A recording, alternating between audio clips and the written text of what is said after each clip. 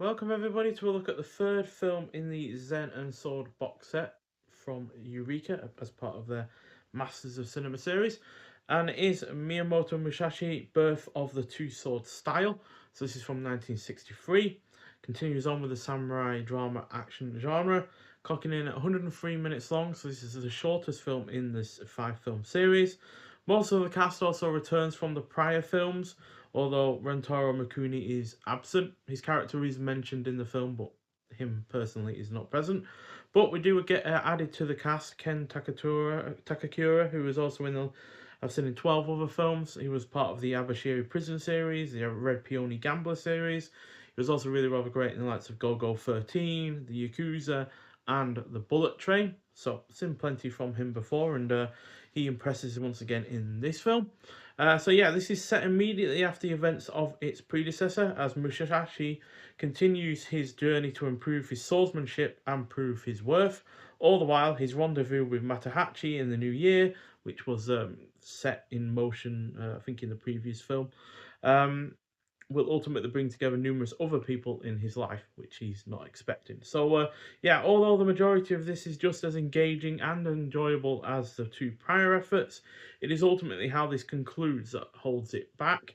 This is due to numerous characters eventually coming to the same location, which feels like a big build-up to something momentous, which for the most part ultimately comes to nothing. What does happen, although making sense for the plot, nonetheless pales in comparison to the prior film, which ended with a really excellent action scene. And yeah, this just doesn't have that or anything else to compensate for it either. That said, the majority of the positives that were present in the other entries are here as well, with the cinematography and cast notably being once again impressive. But this on the whole does just feel like a stepping stone for what is hopefully better films to come. So yeah, it's a shame really, because I did have high thoughts for this, and ultimately as well, the first half hour or so of this is actually really excellent. It's got some of my favourite scenes out of these 3 films that I've seen so far. But yeah, once it moves from Musashi to what is happening with Matahachi, that's when there's a noticeable drop in the quality overall, and then ultimately that ends with the final scene really not being all that great or as great as it could have been.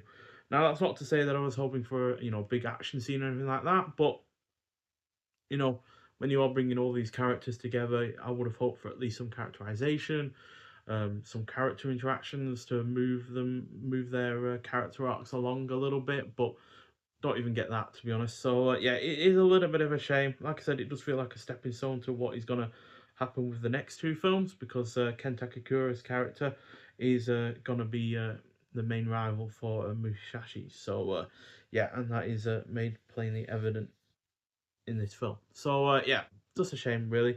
And there's also no extras for this film either. There are extras for the previous 2. There is one. There is extras for the 4th film. I imagine there is for the 5th film as well. I've not checked that disc out yet, but with the 3rd and 4th film sharing a disc, you can see the extras that are there or aren't there on that disc. So yeah, that's how I know that the 4th film does have extras to it. But yeah, regardless, it's just a little bit of a shame. It does get 4 out of 5, which is the same score that the first film got, but it's a much weaker 4 out of 5, and one that I could easily argue down to 3.5, quite frankly. So yeah, it's my least favourite of the 3 that I've seen so far, but hopefully the 4th and the 5th films do pick up a little bit. But yeah, I just wish it had that stronger ending to match the 2nd and the 1st films, and then it would have been, a very worthwhile effort. But ultimately, like I said, just feels like a stepping stone to the next 2 films. Nonetheless, so thank you for watching. If you have seen the 3rd film in this series before, I'd like to hear your thoughts on it, and I'll see you in the next one. Bye.